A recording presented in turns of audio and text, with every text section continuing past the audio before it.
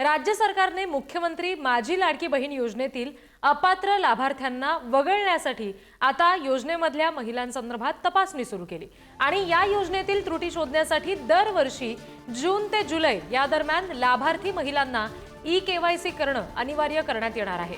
महायुती सरकारला प्रचंड बहुमताने सत्तेत आणणारी मुख्यमंत्री माझी लाडकी बहीण योजना सध्या वेगवेगळ्या कारणांमुळे चर्चेत आहे। निवडणुकीनंतर निकषामध्ये बसत नसलेल्या महिलांना योजनेतून वगळण्यास सरकारने सुरुवात केली। आतापर्यंत सुमारे 5 लाख महिलांना या योजनेमधून वगळण्यात आले। पात्र महिलांनाच लाभ मिळावा यासाठी सरकारकडून आता कठोर पावलं उचलली जात आहेत। आणखी तपशील देणार आहोत प्रतिनिधी आवेश तांदळे आपल्याशी जोडले गेलेत त्यांच्याकडून। आवेश, जून ते जुलै या दरम्यान आता ई-केवायसी बंधनकारक केलेला आहे, काय नेमका आणखी तपशील आहे याबाबत? आपल्याला माहित असेल विधानसभा निवडणुकीच्या पूर्वी महायुतीने ही योजना आणली होती, पण यात कुठलेही नियमावली ठेवले नव्हते। त्यामुळे पूर्ण राज्यात 2 कोटी 41 महिलांना 1500 रुपये खात्यात जमा झाले होते।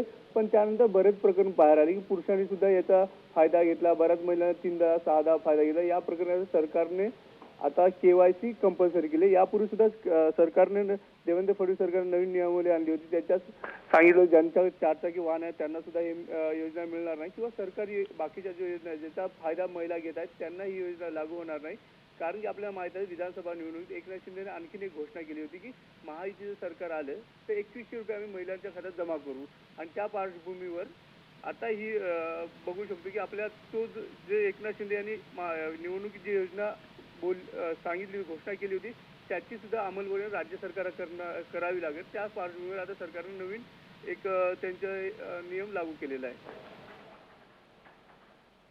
आवेश, धन्यवाद दिलेल्या माहितीसाठी।